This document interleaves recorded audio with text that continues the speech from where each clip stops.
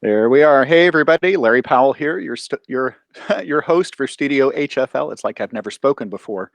Welcome here, Tuesday night, 8 o'clock. I am thrilled. You can already see on your screen the man, the myth, the legend, Mark Gould is Oh, here as my guest tonight. And Mark, really, really glad you're here.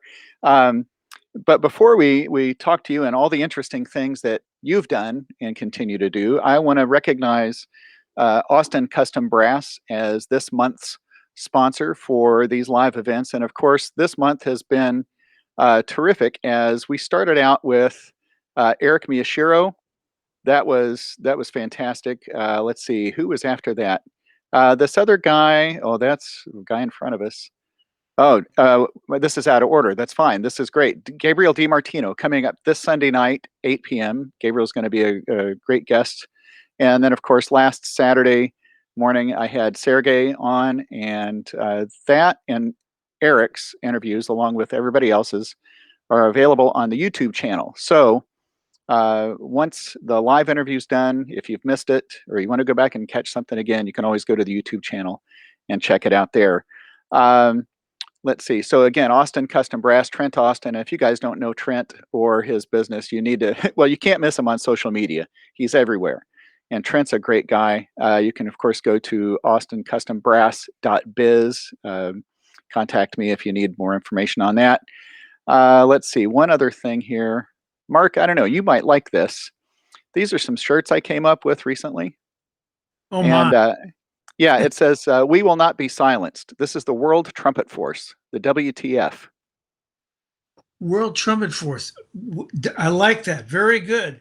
Yeah, thank you. So there's that one. And then this Good. one is Ventilabis Magis, which translates blow harder. It's, Uh-huh. yeah, I thought it's a pretty good mantra for, you You're rolling with merch. know, yeah, we got to do something, right? Well, it's Um, funny you talk about Trent Austin. So everybody, you should be in touch with Trent Austin because Trent Austin is really, I would call him trumpet in the best sense, trumpet crazy. He's trumpet crazy. He's a fantastic player, builder, maker of mouthpieces. Um, Knows a lot about a lot of different instruments. So, I mean, that's a very good place to go for all kinds of things with Trent Austin. I love Trent. Well, and it's funny. All his stuff that he puts on Instagram and Facebook, it could be anywhere from like a 2-minute demo from one of these vintage trumpets or cornets that comes through a shop, or like a full blown demo. I mean, the man knows an awful lot about trumpet, and the thing is, he makes it fun to share. So, yeah, Trent's a great guy. Let's see. Did I take care of all the stuff I did? Oh, I wanted to let everybody know too. This week's radio show, Thursday night, 8 p.m. It's going to feature my interview with Tina Helseth, and of course, like with all the radio shows, I'm able to actually cut in music, not just dialogue like this, but WICR 88.7 FM also available on iHeartRadio app, and that's Thursday night at 8 p.m. And I think that's good for now. Let's get down to talking some trumpet with Mark Gould. So, Mark, again, welcome. Glad you're here. Pleasure to be here, Larry. Um, I have watched you. It sounds like a stalker, right? I have watched you from afar for a long time. Uh-huh. Um, I think one of the things that sticks in my head, of course, is this one video talking to God, talking to Mom God, five. Yeah, yeah. and it's brilliant. And as tongue in cheek as some people might think that is, I thought the stuff that you put out there is like this is the real deal. This is really how you get to the nuts and bolts of these pieces. Well, I mean, thank you for saying that. I mean, it may be, but it's also since I hear players play these excerpts all the time, they become like a meaningless series of notes because they play them so often. So to add a little levity to these excerpts like Petrushka or Mahler 5 or Zarathustra, it's sort of it's like taking a breath of air, breath of fresh air. I mean, that's the way I saw it. Now the Mahler 5 one, like the way we, think these up. Now, who is your audience? I mean, 12-year-old boys sitting there with their parents, boys and girls. No. Just like trumpet degenerates or who tune into your show. I mean, which way? What is it? Who's your audience? Because it depends how explicit I can be about how these things come to fruition. Or do you want to hear the G-rated version? So it's like, oh, well, we sat around and thought this. No, we were like, well, you can cut this out, right? Or this is live. This is live, but you're good. I don't think there are any 12-year-olds watching this No, right like, now. we were. I go out to Oregon, with my partner Brian McWhorter. We're talking about, okay, well, I got some stuff for this video, and I said, well, I have this line, talking to God. I have that. I have this thing, and then we're in his garage, fooling around, and we're stoned out of our minds, and he picks up the Sawzall, and I said, that's it. We'll play the Sawzall. We'll do Mahler 5 on the Sawzall. Done, video, middle, beginning, and end. So then we had it. So it's like great fun, that kind of creativity. If something clicks, like the idea is good all the way through. Okay, then it's good and not Yeah. too. And you guys were into making videos long before the pandemic, provided the opportunity to ever. Yeah, it's like about 12 years now, 12 or 13. Yeah. Yeah, we've Yeah. been doing that, and making shows and writing stuff. So we've been Yeah. doing. That Mahler 5 is a good segue, and of course, I told you we're gonna definitely promote your book. I'm gonna throw that here on the screen. Gould on Music, and I've got the hard copy myself to prove it. It's right here. Here's my camera. I've read it. I've got my digital copy. Actually, I downloaded that while I was waiting for this to arrive in the mail, and oh my gosh! Well, uh, first of all, tell everybody where they can find the book. It's at qpress.ca. Q, the letter Q, press at CA. That's it. You can order, Yeah, or and on and of course, markgouldtrumpet.com. You can get it there as well. yeah. Order. And I tell you, what great reading. It's kind of ironic too that we're talking today. I think, Peter Bond just released his book in Right, the right. last few days. So it's like, when's Pendolph, when are the rest of the guys going to start putting their books out? Because obviously you had way too much time in the pit. Oh my. Well, Peter, Jim Pandolfi. This is a crew. I mean, the opera crew. We had a good time. Yeah. Let's put it that way. We did the best we could with what. Well, so back to the book. I read it, and there are two things, man, Mark, that stand out right away. One is swing. I Right, don't think I'll ever personally think about any genre the same way again. And the other is about taking risks, about being on the edge. right. And I'm thinking that's to me those are huge. And I went back and read the part about swing. I don't know how many times over and over. I'm thinking, I get it, but how do you communicate that to somebody who thinks you're talking just about jazz? Well, I could sing a lot of things to you. So, for example, if I sang Washington Post March to you, I said, but I'm going to swing it, but at quarter note equal 100 instead of 120. Now, this is very possible to do it.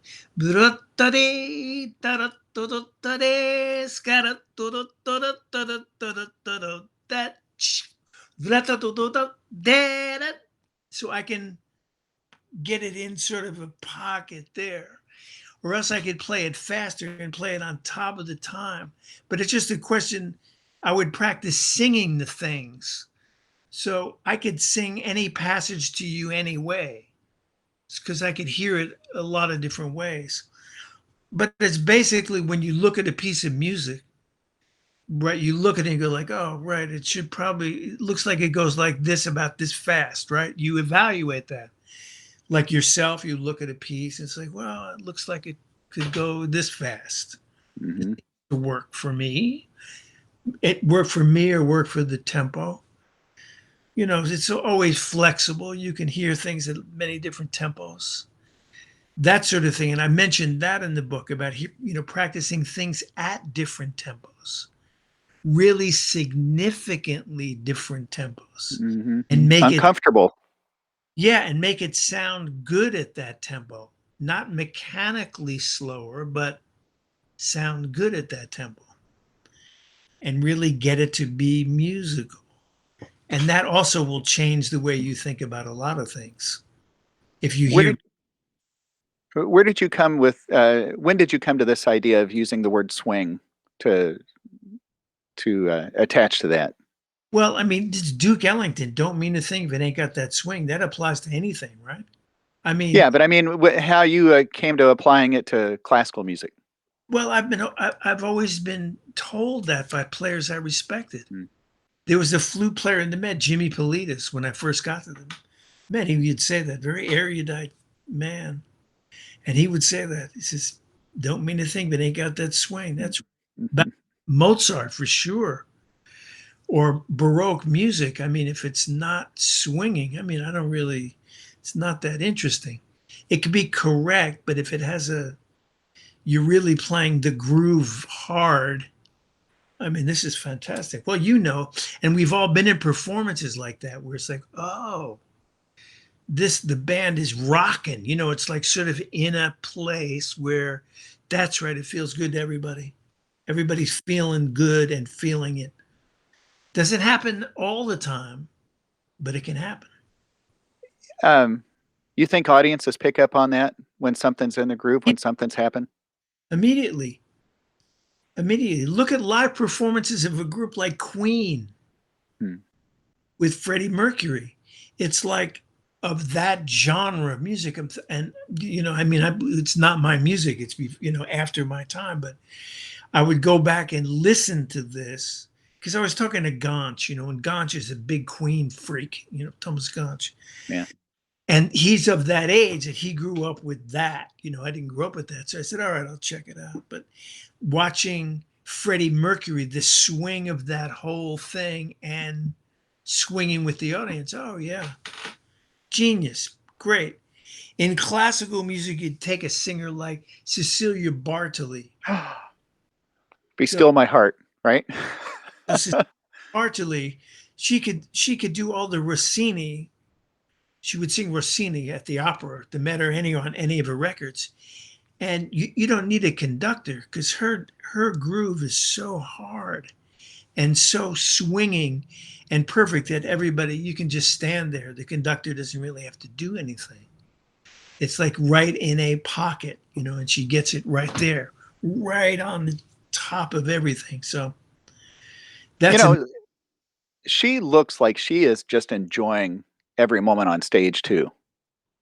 that I couldn't swear to that. I've never seen singers really, other than ready to cower under the bed in terror before they go out on the stage and singing an opera. Oh, I mean, my first year at the opera, I mean, I'll tell you this story. Franco Corelli. And Franco Corelli was a very, very famous tenor, like in the 1960s, 60s. And he was at the end of his career when I joined in 1974. Mhm. And the first time I saw him, I was standing backstage playing a stage band in Turandot at the Met. I'm standing backstage and I see Franco Corelli with his overcoat on running for the fucking exit. And the stage manager grabs him and just said, Franco, no, no, you got to go on. He was in such terror, And then they pushed him out on the stage. And That he, stuff really happens. oh, yeah. I mean, yeah, it's like just so nerve wracking, nerve wracking doing that stuff. All the singers, it's like makes them very uptight. Um, and some of the singers, if they're perfectionists, it's like almost not worth it. Judith Blagan, the great soprano, she was a leading singer at the opera in the 70s. Like she just stopped singing because she didn't like the pressure. She said she couldn't stand it anymore. You Oh, it's know, like Glenn Gould, right? In the public performances. well, that's another level because he felt that he only could say what he had to say most clearly in a recorded medium. And I Mm. respect that. It's another level. He's not just stage fright. He just doesn't like an audience. He doesn't need that to, he Mm. can express his art much more clearly, like with nobody around. And obviously he was right. He did. Yeah. I want to go back to these singers who, are a bit hesitant to come onto stage. Was there ever a time when the orchestra could sense this something's going on? I mean, was there ever just the orchestra became nervous for the people on stage because of what was going on, or was the orchestra just always focused straight ahead? Well, you notice what's going on the stage. Now, as you know, because you played in enough pits to know, the orchestra really doesn't care much what happens to the people on the stage. I mean, they wish them the best, but it's not going to change their life. Hmm. But you can sense when someone's nervous. Oh, man. Oh, all of them. You can sense all that. I've seen them all nervous. I saw Pavarotti very, very nervous. Very nervous. He was always, well, he's a good example. He's always a nervous wreck. He was always a nervous wreck. I've never seen anything like it. At recording sessions, he'd sit in the corner. He'd be wrapped up in a scarf. He's looking miserable, miserable because he has to be Pavarotti. It's like, oh, it's like an ordeal to have, having to do that. Okay, money note, you got it tonight. Is it still there? Well, Did you ever sense that kind of pressure in the pit? for myself, Yes. oh God, yes, of course. Oh, I'm not like I'll tell you who's like billed for playing in an orchestra first trumpet. I'll give you the people. Michael Sachs, um, Hooten, Bilger, Mark Inouye, built for it. Man, they love it. Chris Martin in his way, yes. Less so, less so. I mean, he's great and everything, but I'm not sure how much if he loves it as much as those guys. Mm. Michael Sachs, he loves the pressure and doing the thing. I can't say I ever really looked forward to a lot of stuff. I mean, I did it, and you have to be into it to do it, but it's like it never was my thing. It was like too much. I'm uh, worried too much about performance. I mean, there's other things I'm more interested in. I mean, I like to perform. I like to Mm. do it.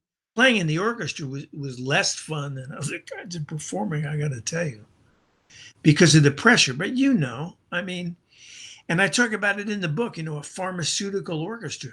Everybody's whacking Inderall and everybody's very nervous and they don't want to fuck up in front of their colleagues. It's like it's like it becomes this thing. It's like, well, really? Um, um, no, no, no, I don't want to go there. I don't like that. I don't like that vibe at all. I mean, it would be better, like, what the guys used to do to control their nerves was drink. Mm. So they were like a lot of alcoholics. And, like on stage, like Staliano, famous horn player in Boston, played like an angel, but, he had to get the mixture just right, the right amount of alcohol Mm. with, and then it could be extraordinary, just beautiful. But then, he might have overdone it once or twice, if you know what I'm saying. So, okay, but you joined the Met. How were you 16? Do I remember that right? You were 16? No, no, no, no, no, no, no. 25. 25. I was close. I was close. Okay, 25. Still young, especially for an orchestra of that stature, right? Yes. Uh, okay, so think about yourself at 25, and then what did you say? 29 years later, 50. Well, I can't do my math. 29 years later, Right. if you now you're able to look at both ends of that tenure, compare yourself. to who you were when you got there and who you were when you left? Well, I never went to music school, so I never went to conservatory, so I never studied music like that. I went to school for something else and got out. I was playing. I was always playing a lot of stuff. When I went to school in Boston, I was playing a lot of jazz with blues bands, house band for various stuff. And then I came to New York. I started playing classical music again because I was good when I was a kid. I was a good player. And then started freelancing. And then I just joined the Met as first trumpet. Yeah, it sort of happened like that. It's weird. I mean, it's like an unconventional route for sure. But the opera was exactly the right gig for me. You know, they wanted someone who was like the counterbalance to Mel Broyles. Well, that's why I was just trying to remember. I think it was at 3 years. You were kind of given the easy stuff. While you were getting your feet wet there. Yeah, they didn't put right because Mel always played everything. That was his thing to play the big stuff. So it's like I'm not coming in there and displacing Mel. He was not particularly warm and helpful to his colleague. Let's put it that way.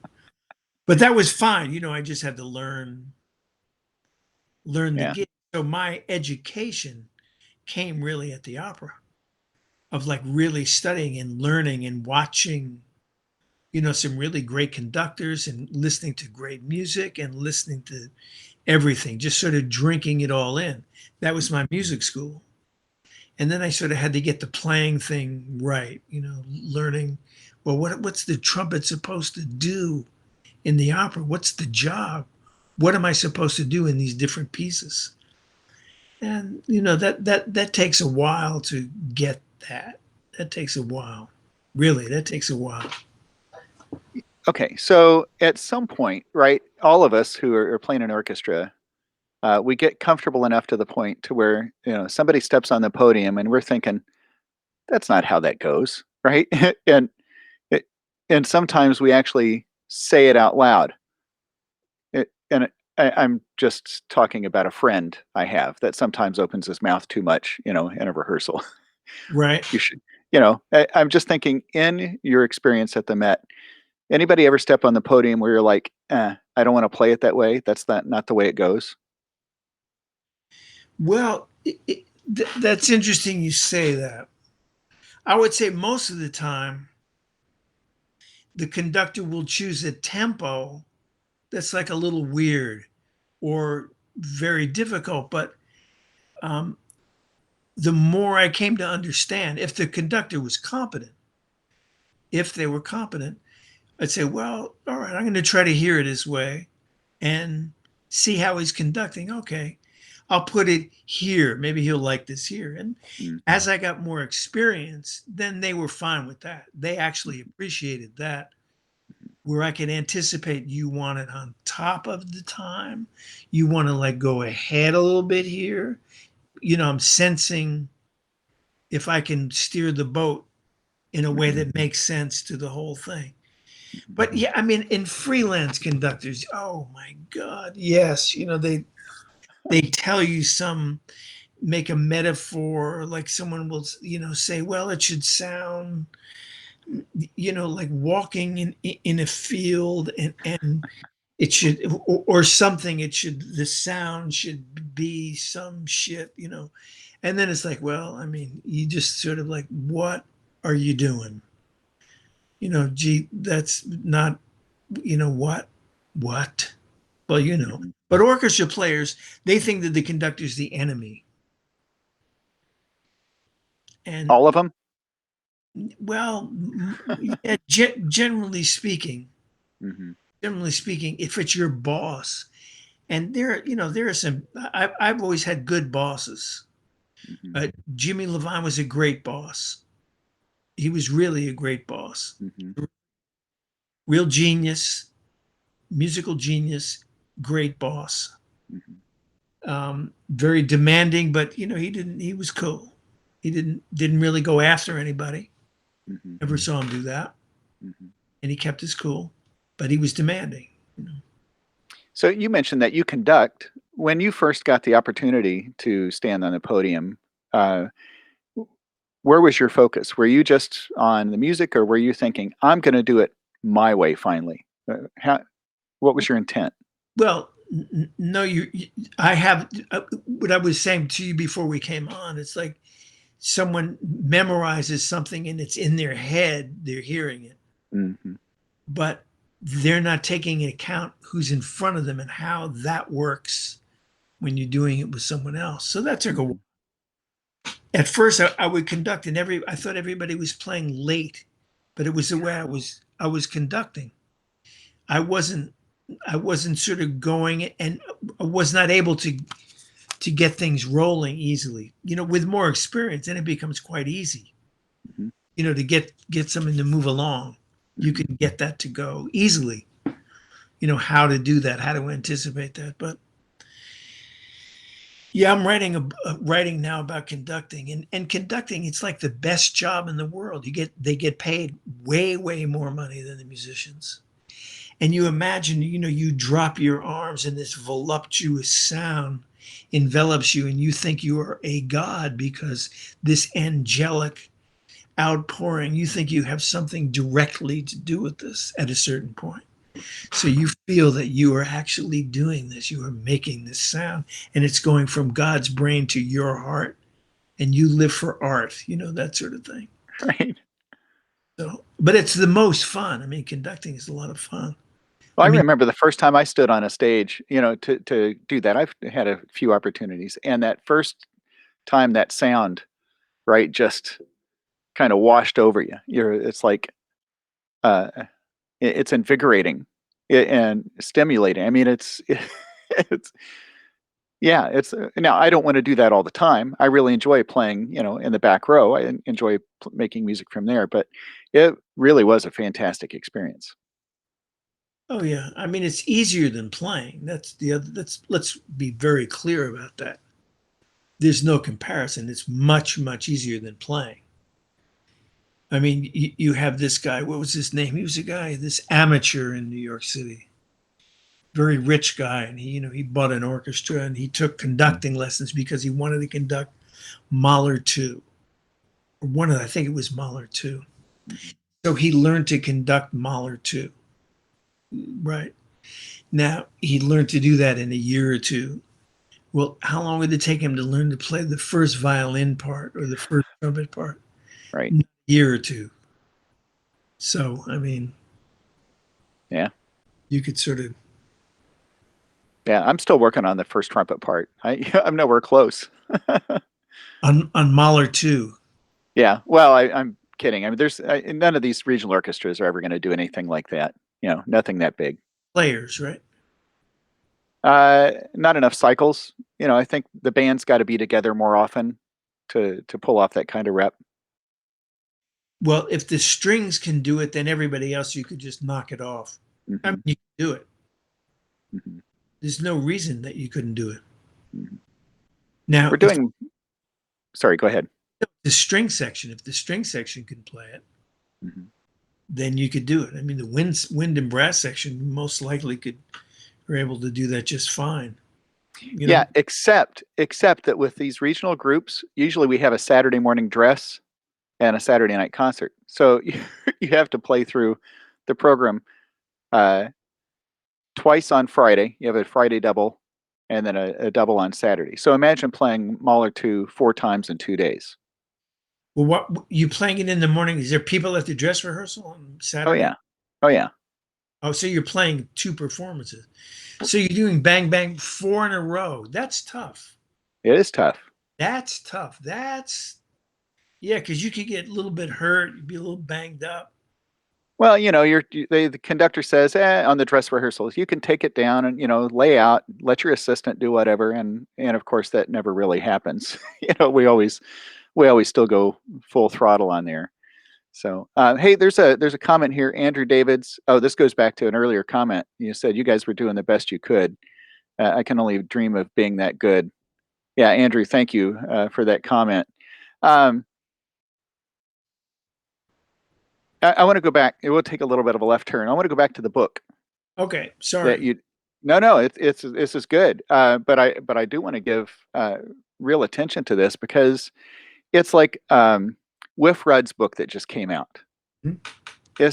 It's full of stuff that it's like, this should be on every musician's bookshelf. It should be in every music studio's required reading.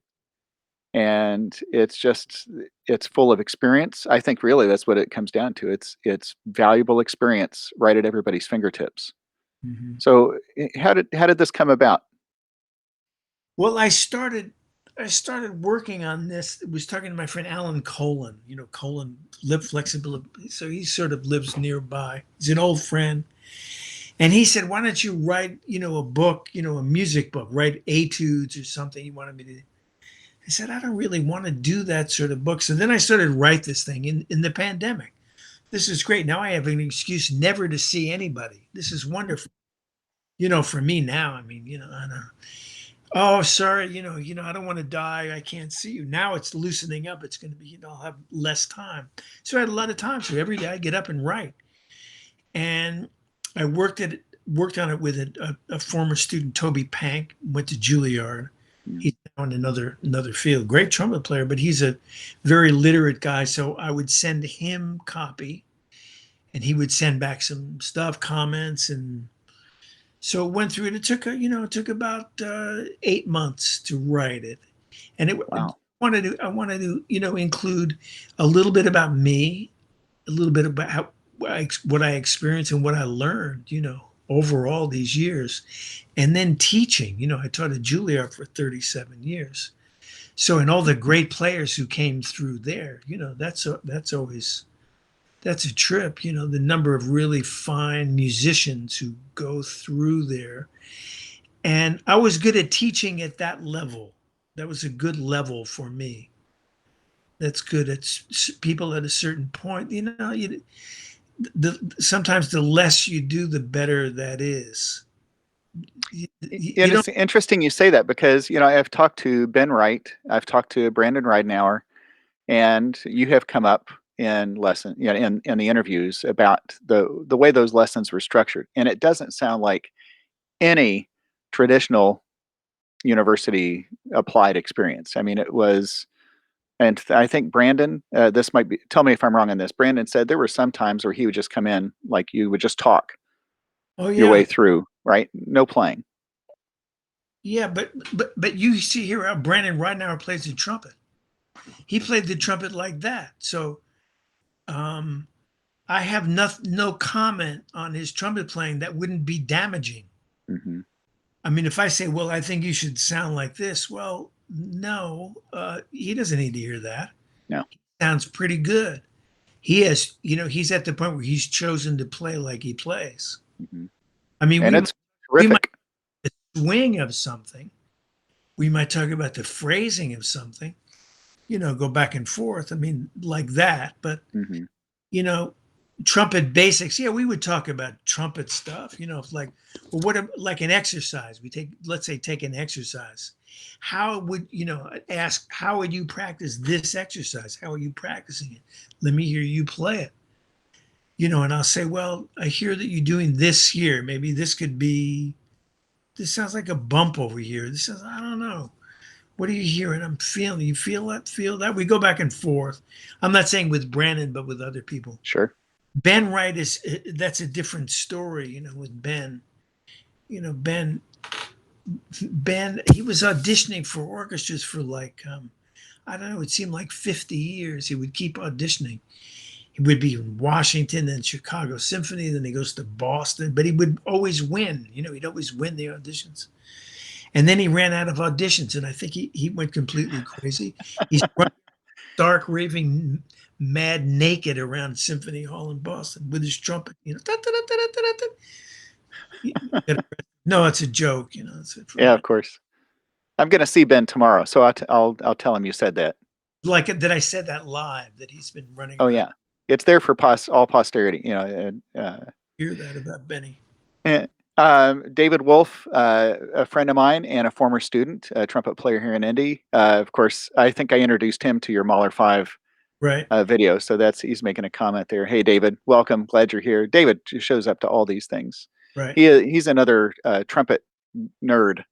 right. Uh, yeah, but Okay, so back to the book. Well, actually, before back to the book, I want to talk about teaching because in 37 years of teaching, uh, what were you?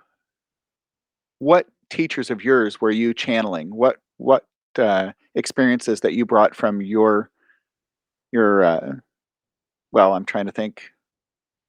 Well, all your teachers. Well, when I was younger, I studied with Robert Nagel, and Robert Nagel, Stravinsky's favorite trumpet player. But I thought he was sort of a shitty teacher, and he didn't play enough for me. He only played when he was going out on the road with the brass quintet. Then he would play a little bit in lessons, and that was fantastic Mm. to hear him play. What a great, great player. He's of the level of Bud Herseth. That's how well he played the trumpet. Wow. He was something else. But he never, I don't know. For me at that time, when I think back to that time, I feel it's a bad feeling, not because of him, because of me, because I was not ready. I was just going too fast. I was, doing a lot of stuff, and I was that guy, going, Mhm. so I didn't So get had it as I needed, as I wanted. so had you slow down? Who slowed you down? Well, I didn't slow down. That's the problem. Now I'm an old man. I still haven't slowed down. I That's mean, good. well, in a way, I haven't slowed down. I'm still my brain has not slowed down. Have you been teaching through all this? Very little, very little. I do some classes, Hmm. and I have a few students from time to time. Hmm. But I'm not. I don't need to do the Zoom. I do. I still have one student. I do the Zoom, but it's rough. The Zoom is rough. Yeah, it's rough. Just because it's like not in the same room. It's like not the. And if they're students of a certain level, they need to be in a room where someone plays the trumpet for them, and so they get to hear it. Hmm. Oh, it's supposed to sound like that. So they will, if they're talented, they inhale that stuff. You hear it go, oh, like that. I get it. Really listening. So when they're coming to you at Juilliard, though, I mean, they're at the point to where uh, they don't need any of that fundamental stuff, right? I mean, they're at a level where you can really start to address musical issues from the beginning, right?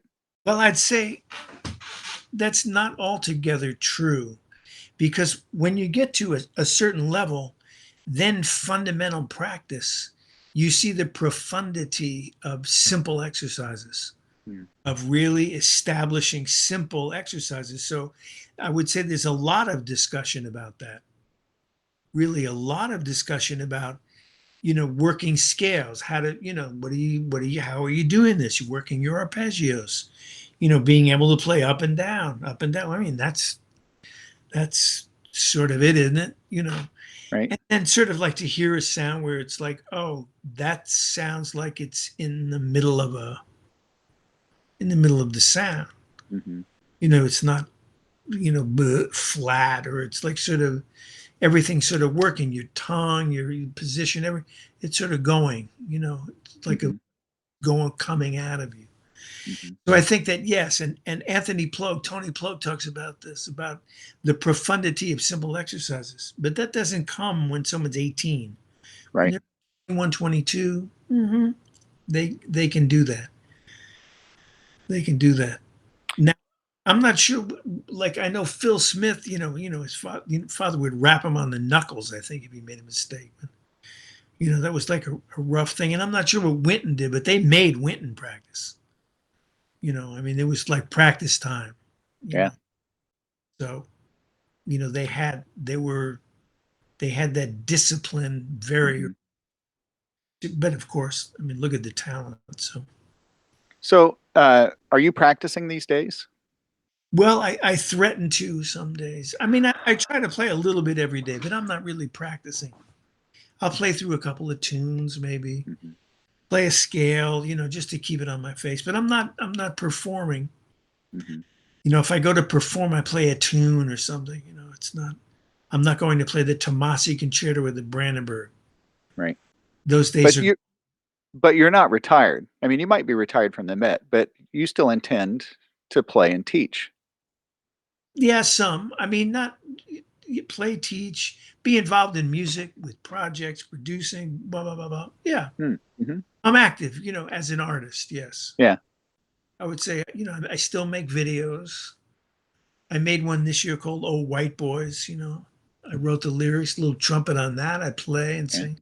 I should send that one to you. Oh, I'd love to see it. It's funny. I've always told people, I'm going to play taps at my own funeral. That's how long it's going to be. I'm going to play till I die. But that's kind of changed.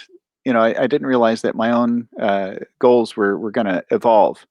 And now I'm into the Suzuki trumpet thing, Huh. really into, starting to really look at teaching like 4 and 5 year old kids, By how to do this. by ear. Yes. Yes. That's a big thing to get someone, okay, play this note. Good. Play this note. Play this note. Okay. Yeah. So I just finished this course and it's terrific. It's just like all the other Suzuki violin stuff, and they do start to read at a certain point. But the point of that really is, I I always thought I was going to play trumpet and only trumpet. That's all I was going to focus on. And it's funny, how life starts to take these turns. And it's like, in 10 years, what if I'm not playing trumpet anymore? What if I'm just focused on, teaching? You know, I don't know where that's going to lead to. Yeah. I mean, it changes. I mean, of course, when I was younger, I would want to play trumpet all the time, all day, just show up and play. It didn't matter what it was. I'd play anything, wow, chance to play Mm. the, oh, that's great. Now, I mean, those days are gone, you know. So that's not as interesting for me. It's like I'd like to see younger people doing stuff. Okay. Yeah. I mean, I'm Oh, certainly not going to take a gig like, oh, you want to go play this? Well, no. yeah. How about this guy? He's great. I already did that. I don't need to do that anymore. It's not, it's like, okay, let somebody else do it. And I'll stick to writing and making stuff. So, Yeah. And speaking of writing, I want to go back to your, I don't know if it was your first book, but Orchestra Confidential. Was that your first book? yes, that was the first one. Yeah, that was terrific. I don't have a graphic. I should have loaded a graphic for that one, but we'll get back to that one in a second. So, I told you up front that the two things that impressed me in this book were, oh, there you go. Yeah, very tongue in cheek, but hilarious. But very true. Well, here's the thing. I find that everybody finds it funny except for the chapter about them. Oh, no, even then they have to find that funny. Not true. That's not true. They have to find it funny. Violin section, stand partners. Are you kidding me? Oh my God. Like a section. Imagine that. I described that in the book going through music school. First, you start at Suzuki, you're on the violin and you're doing that. And then you get pretty good. Okay, you play, like little groups and like a little orchestra. But then you go to music school and you study solo repertoire and chamber music and all the great things. And then you wind up in the orchestra with 31 other people playing your part, your notes. And you have to get along and deal with that. And you're holding in your hand a fiddle that you took out a fourth mortgage on your house to buy yourself an instrument. Right. So I mean it's sort of funny. I mean it's humorous. And the But it's guy true. getting paid, 30 times what you're making, drops his arms and it's like coming out of him from God to him. It's great. I mean, it's like a bad joke. I had a great time writing this because, I was like working with Jeff Kernow on the Philly Orchestra. He did all the illustrations. Yeah. He's great. He's a great cartoonist. So that was Yeah, fun. he actually did the logo for Studio HFL. I don't have it up right now, but he did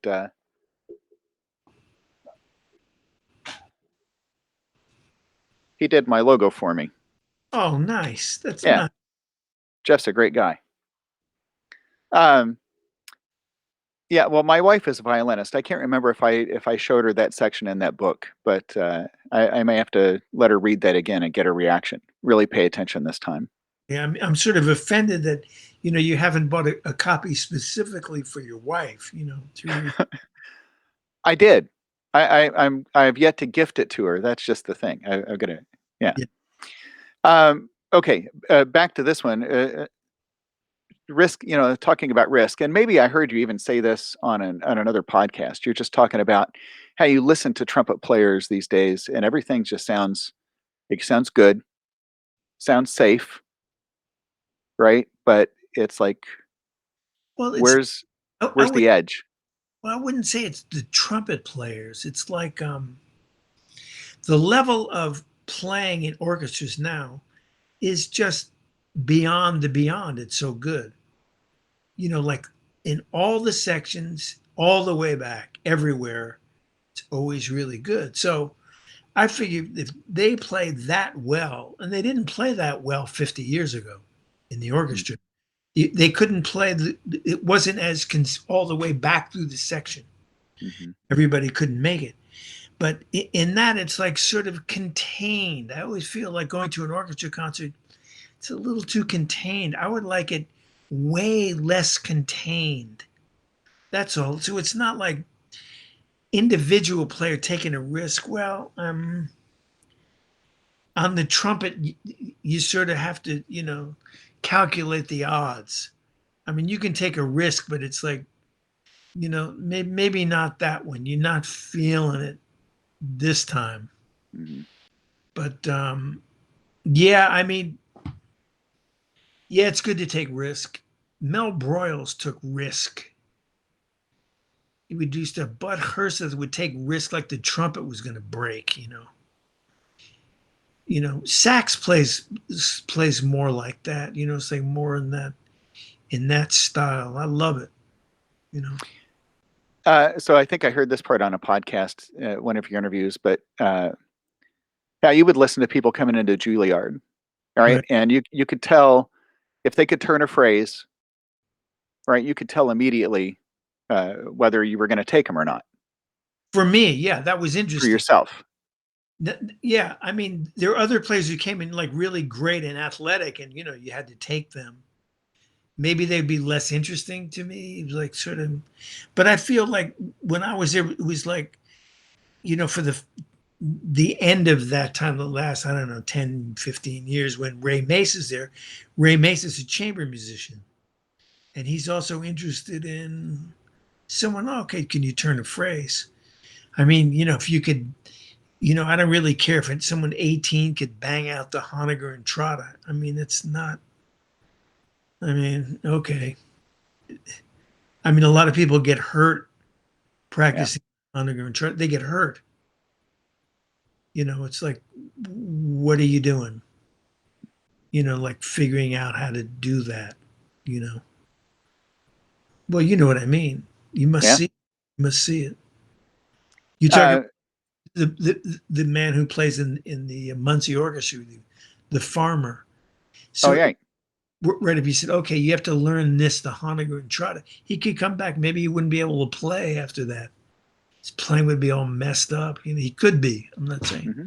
Hmm. Maybe he could, kill it. But you know what I'm saying? It's like that. I do.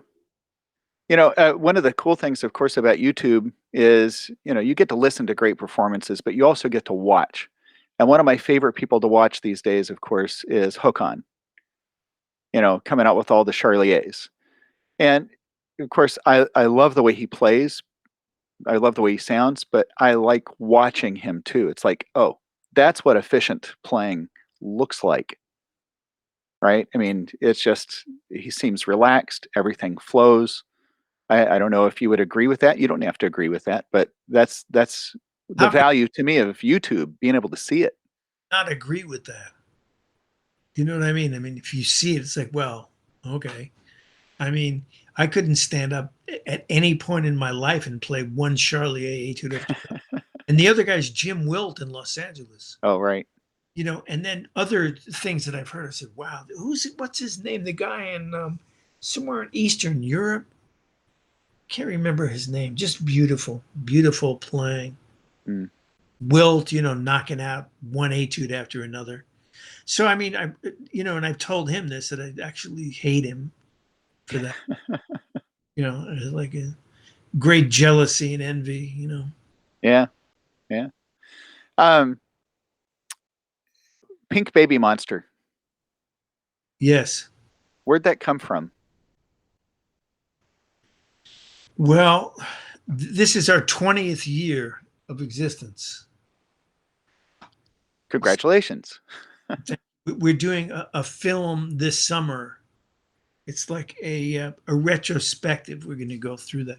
Should be. I think it'll be great. It'll be very funny.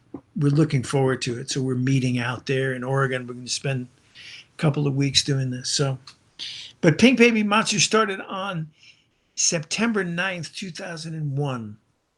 And I was hanging out with a friend of mine, an artist, an old friend of mine, visual artist, and we were just hanging out one Sunday, and he said, we should do something. What's what would, how would you just sum up the American culture?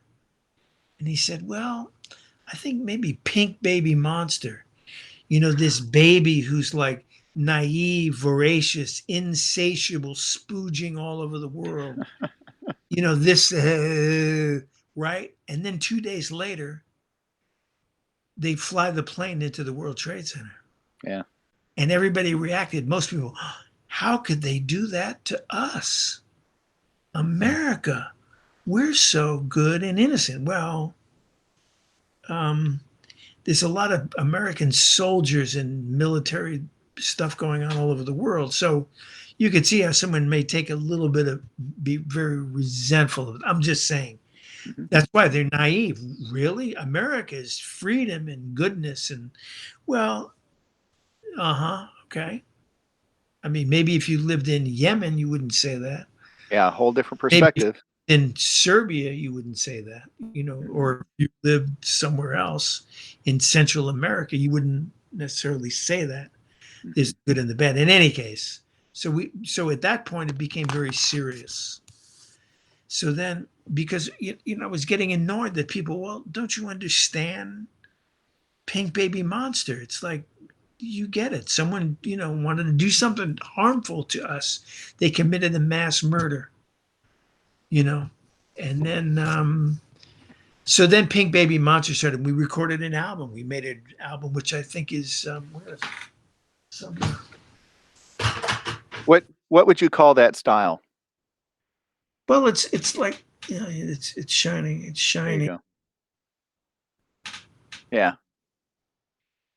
Well, it's like hip hop influenced, electronica influenced. There's a lot of trumpet playing on it. Mhm. So we did all the music, and I wrote all the lyrics. I wrote this whole thing and produced it with Brian McWhorter. I think it's on Spotify. I think it's a good record. I think it's an interesting record. I'm very proud of that work. But after that, I didn't want to do politics anymore. It was sort of political Mhm. because it's like, the only way to get things across is if you're funny.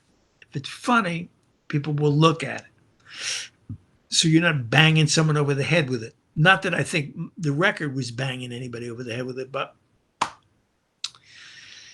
and we did the record, and then we made a video. I Live for Art. There's a track on the record. Mhm. It's electronic. It's I Live for Art, and we did a video that actually got won some awards. It got played all over in some art Mhm. exhibitions, but then we got in trouble at Juilliard because they pulled it. It was before we invaded Iraq. I Live for Art, and it's the music is Tosca, from Tosca. Okay, Lucio Vanestella, the aria in the last act of Tosca, and it was that over I Live for Art, and it's the planes going into the building. So it's a commentary on Karl-Heinz Stockhausen, and said that's the greatest work of Mhm. art in the history of the world. Is that because look, billions of people saw that, Mhm. and it played over and over, and it was like something like, holy shit, you just can't believe it. And then these things, right? Yeah. This Yeah. thing, it's operatic, beyond operatic, and it's and its horror, the scope of it, and how it changed the world after that. It changed the world. That event was world changing. That we saw it. It's like captured on all these cameras. It's an extraordinary moment. Mhm. You don't So have why pull the video, right? I mean, what was the point behind that? for them to pull it out of because they were afraid that it would be a danger to some of the students there. No, they didn't. They didn't want to put it on in a show. So I mean, they pulled it. The newspaper wrote about it. It's like sort of Mm, it was like a big mess. It's like a big mess that I really didn't want to get into that. yeah. But believe me, I get into more messes all the time. If I do make videos, and the videos I've made, I mean, it's gotten me in hot water. You Well, know, I noticed Petrushka's not out there anymore. right? That there's reasons we had to pull that down, but um, that may go back up. We'll see. I I mean, mean, talk about edgy, right? But I saw all the humor in that. well, it's very fun. It's supposed to be funny. It's a parody. Yeah. Yeah. So we did it. Well, I hope it goes back up at some point. Um, so what about the stuff coming out this year? How does that compare to where you started 20 years ago? Kind of in the same groove, same ideas, or maybe not same ideas, but same focus.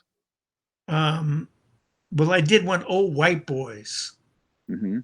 and it's to the tune "Everyone Knows About Old White Boys" of Old Folks. Just like taxes, they don't ever go away. They got lots of stuff, but it's never enough. Yada yada yada yada. Hmm. This sort of thing, and then I play some trumpet, and it's like sort of referring to myself too, because I'm an old white boy myself.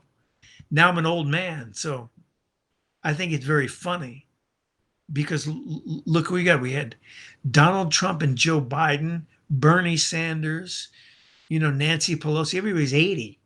Hmm. They're older than I am. Hmm. What is going on? Right? It's like sort of this thing is fading away. I mean, I don't know what comes after it is any better, but maybe something will be better. Maybe. Maybe you should run for president. I mean, I already did that. Didn't you see my campaign? No, are you serious? Yeah, yeah, we did it in what was it, 2012. And that's right. I did a thing like "Fuck You, I Got Mine." That was a tune. That was my campaign song. What you need is somebody to organize a super PAC for you, right? It's like, Yeah, thank you, Larry. Thank you for volunteering. yeah, I'll do it. I'll do it. You know, just I also have to be in charge of payroll, right? Um, so I can't imagine that title's not going to be controversial, right? It's going to kind of stir the pot. well, it's an old video. We did this thing. It's called "I Got Mine." That's the name of the tune. Is "I Got Mine." Mm-hmm. We put it out. Yeah, Good. It's like yeah. Same people involved, Brian and who else?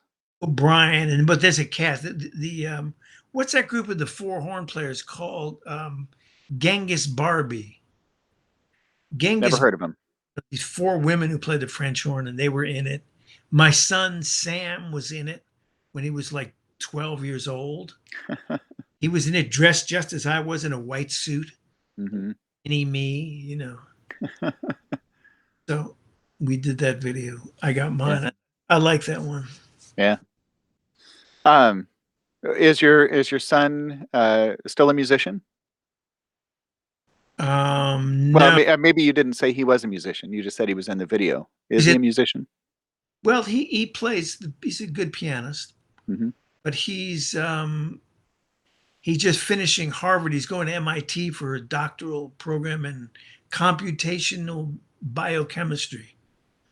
So he went in a different way. Holy cow! Yeah, He's going to make more in his first year than you made your entire career with the Met, right? could be. I wouldn't be surprised. Yeah. Are you still in touch with your colleagues from the Met? I mean, not all of them, sure, but See Pete Bond every week or many weeks, and we have a Zoom call. We all get together. hmm And Pandolfi was on. I saw him. But hmm yes, I'm in touch with those guys, those trumpet players. Yes, I'm in. hmm Yes. To be a fly on the wall all those years and overhear what was going on in that trumpet section, I think that would be the best book, the best play, the best. Well, you could make an opera out of that, right? Oh, oh, I mean, you have to understand that Jim Pandolfi was in that section. So when he was in there, when Pete Bond came in the orchestra after Jim Pandolfi. So hmm Pete Bond sat between me and Jim Pandolfi.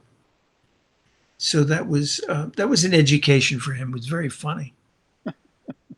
We'd be going back and forth. I mean, it depends. Pandolfi's very very funny.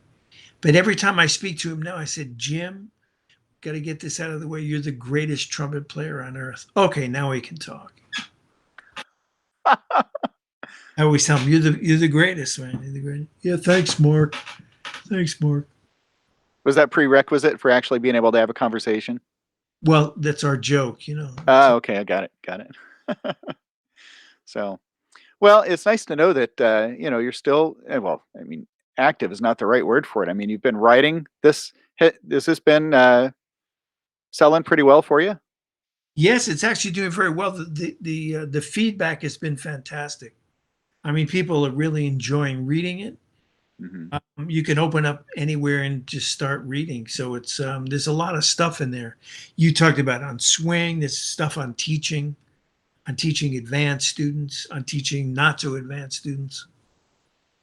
So I think Yeah, I'm very gratified by the reception it's received. I thought the book was over, and then I get to the appendix, and it's Right, like that was some of the best reading, right? And in fact, I just opened to the genius of Mel Broyles, right. right? And that in itself, uh, uh, well, I mean, it's not a short story, right? But all brilliant writing. It's just kind of funny that you made it an appendix. Uh, Well, I didn't know why it was. I wanted to put it in there. Now it was reprinted from an ITG journal, so I had put it in there, and it's been making the rounds. It's been around, so I Hmm, figured, okay, I'll stick it in here. Talk about someone who was like a great character. right. A character. There are very few characters like that anymore. So Mel Broyles. I mean, you could ask like all the guys who played with him. Jim Pandolfi and Pete Bond and Jim Ross. They have a lot of stories about Mel, and it's like they're blown away by Mel. Mel is just such a character. What a character. Oh my goodness. So once he was gone, did you ever have anybody come in, a conductor come in and ask for that? Mel was gone. Could you deliver what Mel used to deliver? Well, no, I mean, I didn't play like that, but I mean, I could play Wozzeck, Salome, Electra. I mean, I could play this stuff. Now, when he played it, when he was at his height, I loved hearing him play that stuff. Wow. Playing Electra, I mean, really, really exciting. Just beautiful, exciting. That stuff is written for him. And it's not just the volume, right? Oh no, it was just the whole thing, the energy, the playing. I mean, he was quite something. He was really quite something. Now I didn't have to play with him very much. The other guys, hmm hmm you know, You think about playing an opera. There's an awful lot of time to sit, right? yes. And then being able to channel that kind of energy after you've sat for 20, 30, 40 or more minutes. I Well, mean, that's Mel used to sit there and count measures. hmm, Mel would sit there and he would be paying attention. Everybody else would be like, fidgeting, looking at reading, or mhm, that sort of thing. It's just like, oh boy, yeah, you're 40 minutes. You'd leave the pit if you have 45 minutes. mhm. come back in, when you have to play, but not Mel. Mel was there. Mel was on it. He was the captain of that ship. Well, down to the stroke, right? I mean, they literally carried him out of the pit. That's right. Yeah. But he came back after that. I know, but I mean, that talk about dedication. He said he had a stroke, but then they propped him back up in the chair and he finished That, finished the. oh yeah, Yeah, yeah, unreal, yeah, it is unreal. unreal. Um, so not to put you on the spot, but did you ever miss an entrance? Did I ever miss an entrance? Oh God. have I mean, you got a list? oh, they're infamous moments, infamous moments of missing entrances. Many over the years, some of them really bad. Mm.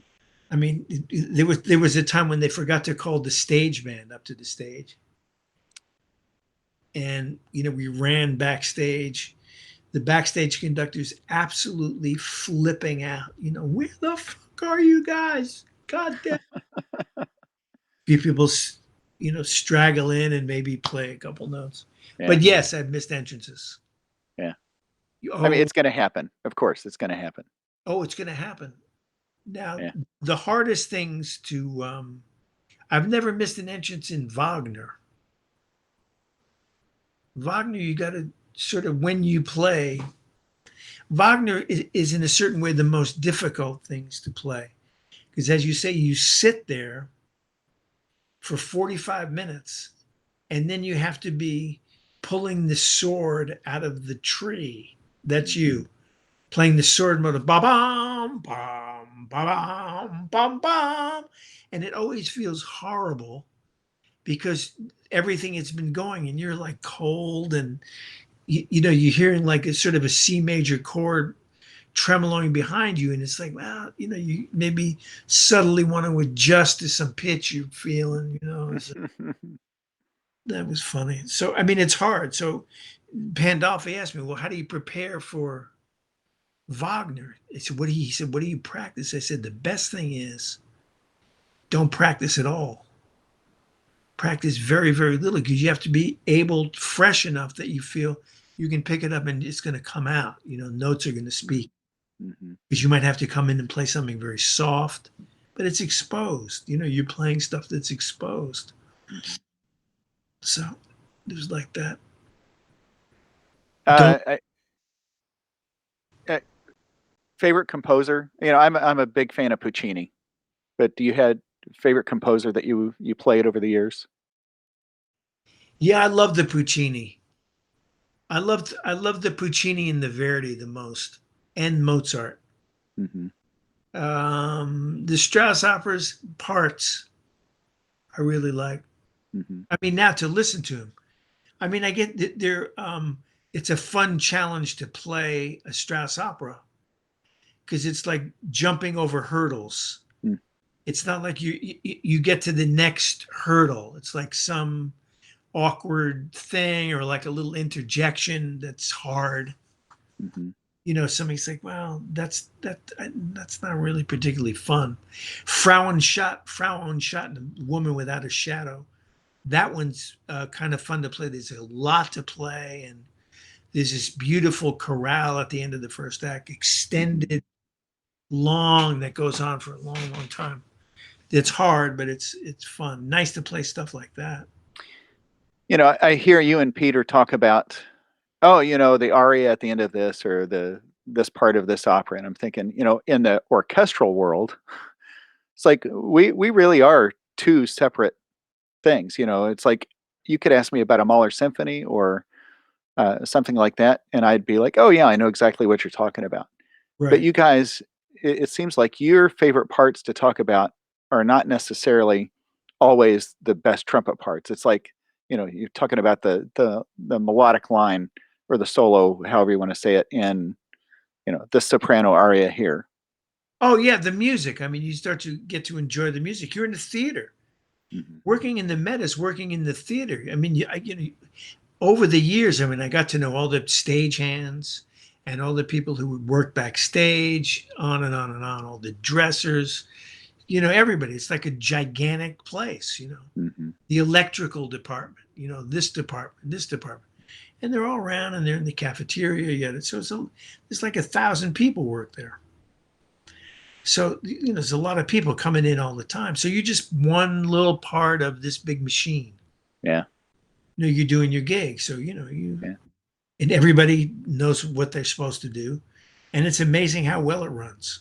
Hmm. I mean, it Have you really, been back? Sorry, oh, have you been back since you retired? Yeah. I'd like to go to the opera. I like to go as a spectator in the audience member. Oh, I love it. I don't Do miss. you?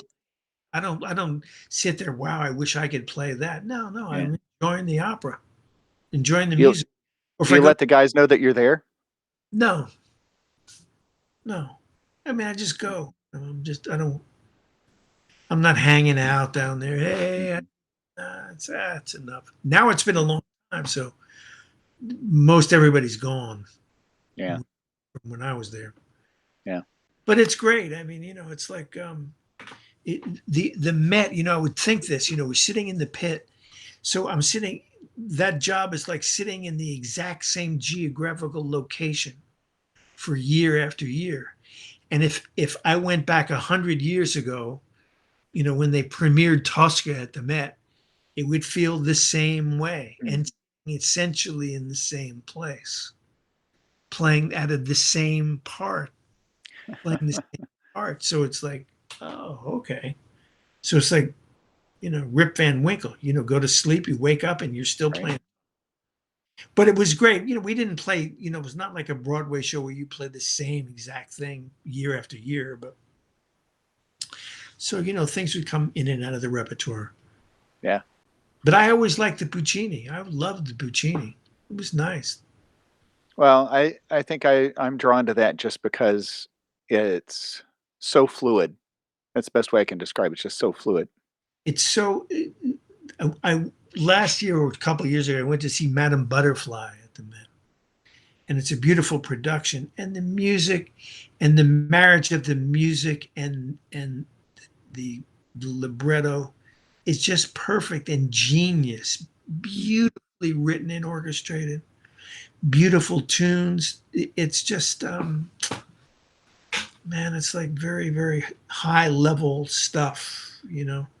It's the best ticket in town, to go to the Met, see something like that. Some of the newer stuff that's been written, anything uh, really bend your ear? Boy, I sound old when I say that. Yeah. I haven't seen too many new things. I didn't see Nico Mm. Muley's thing. I didn't go at that point. Mhm. I don't remember why I didn't, but I was not involved in that. Mhm. Um,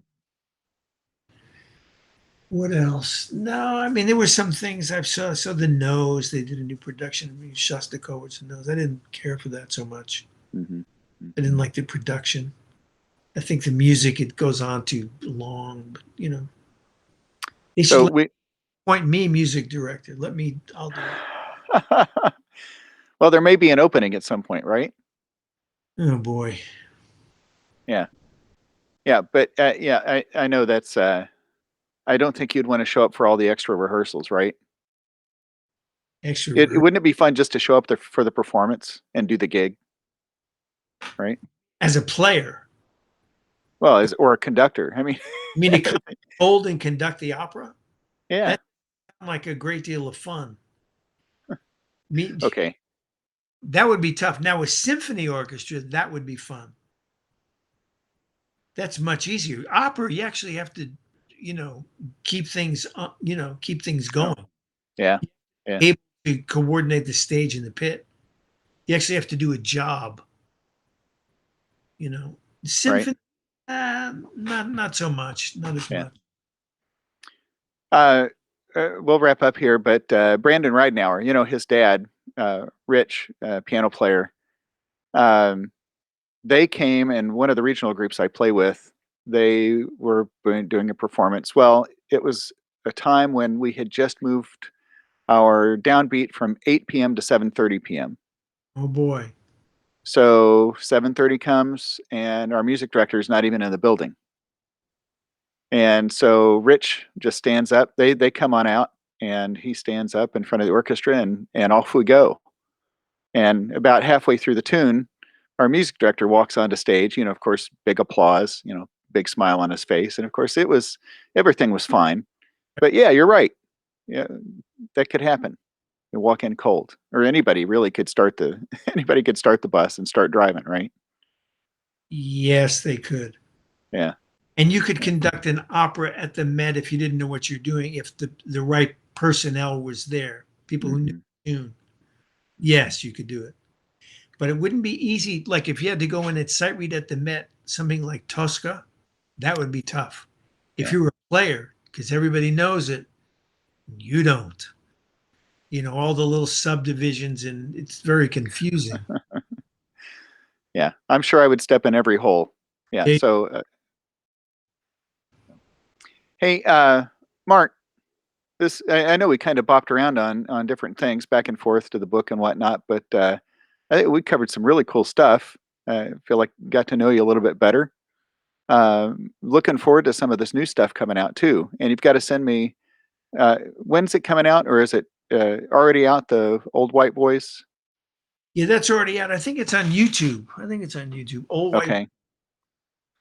I think Yeah. it's the Monster one. I did it. Okay. Well, I'll check that out. But thanks for taking the time to be here.